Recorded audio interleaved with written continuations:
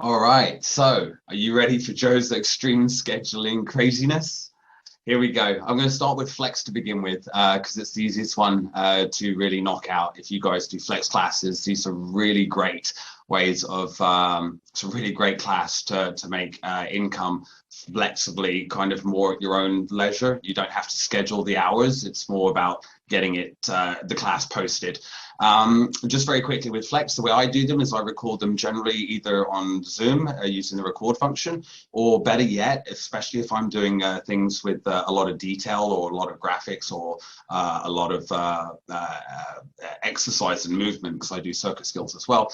I'll often use a smartphone with a really good quality camera and use those on multiple angles as well. I also like sometimes using when I'm doing I'm teaching cards, for example, the mathematics of poker is one of my classes. So I teach poker on Outschool. I love it. But the maths especially behind it. And with that one, what I use is I use a smartphone, old, doesn't have the SIM card in it, really good camera on them. And I have them on just a downward facing tripod. And then I connect that phone with Wi-Fi to the network. And then I connect this phone to I log in with my Outschool, so I log in twice. But this phone becomes my document camera, i.e. pointing down at whatever it is I'm showing on the surface. And then the other one, obviously pointing at me. And of course, then I have, you could do that with 2, 3, or 4 cameras if you really wanted to, but 2 has always been enough for me.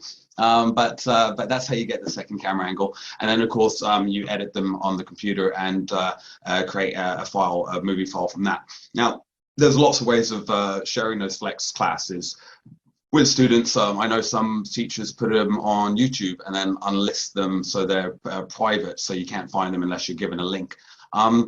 I'm not a big fan of that because anyone who has that link could then have access to that. So it's kind of like if they wanted to share that link with their friends, they could, and it makes it a lot more shareable without you knowing. So I'm not the biggest fan of that way. I personally like to save my Flex files onto a shared folder like Dropbox or OneDrive or Google Drive, whatever you like, and then I share that link with my students, and generally, in fact, I'll show you just very quickly. What I do is I actually schedule all the links and all my videos with all my Flex classes when I create them. So actually, I don't have to think about them except replying to the students. Let me show you what I mean. So let's go down, and there we go. For example, for that one.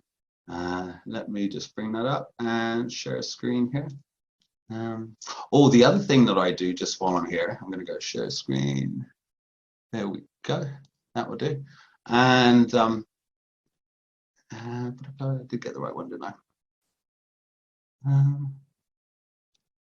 There we go. Okay, so one thing I'll let you know that's really useful is I've put my one if it's a 1-day class, I put that right at the beginning. If it's a 2-day class, I put it 2-day, 3-day, 5-day, 5-week, and then a 6-week, 8-week, and then my flexes. And so by doing that first word, it organizes them all into 1 days, 2 days, and flexes, and makes it all really nice and easy for me to find everything. It also makes it really easy when I show you later the scheduling to pick classes very quickly.